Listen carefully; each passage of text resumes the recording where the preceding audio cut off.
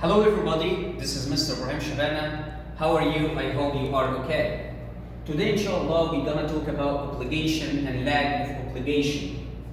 We use has to and have to followed by the verb in infinitive for strong obligation. And this obligation is imposed by a law or rule. This means that someone else tells you to do something and you have no choice. As we know that we use has to with he, she, it or singular noun.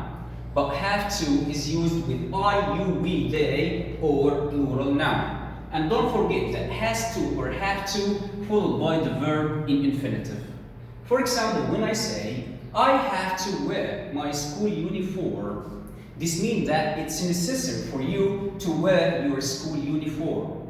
Another example, when I say you have to go to school 5 days a week, this means that it's necessary for you and you have no choice to go to school for 5 days a week. Another example, when I say she has to come to school on time. Okay, here we use the has to because the subject is she. As we said before that we use has to with he, she or it. So when the subject is she, we have to use has to. And don't forget that have to or has to followed by the verb in infinitive.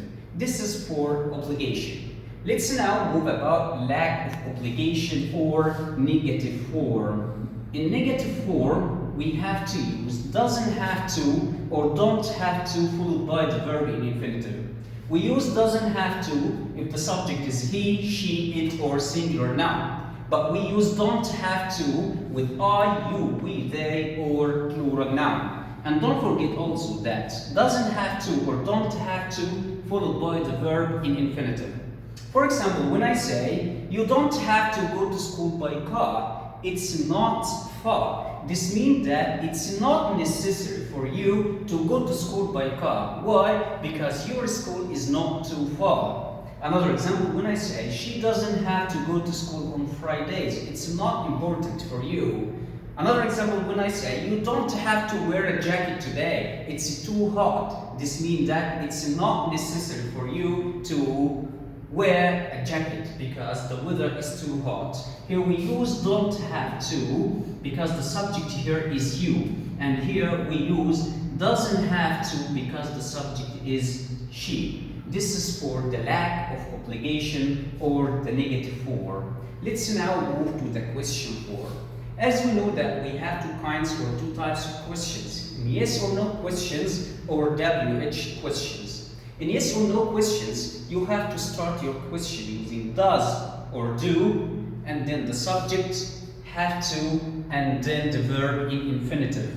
As we know that we use does with he, she, it or singular noun, and we ask with do when the subject is I, you, we, they or plural noun.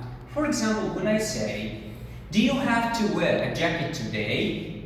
If your answer is yes, you have to say, yes, I do. Yes, I have to wear a jacket today. If your answer is no, you have to say, no, I don't. I don't have to wear a jacket because it's too hot today. Okay, let's now move to the WH question.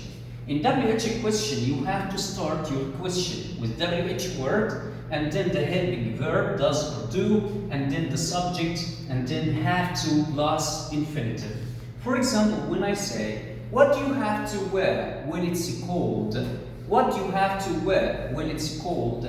Your answer will be, I have to wear a jacket as it's cold or when it's cold. Another question, what does she have to wear when it's hot?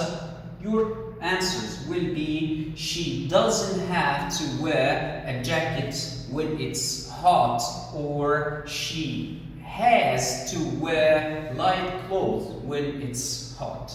Thank you everybody and hope you understand the lesson. If you have any question, please contact me. Thank you.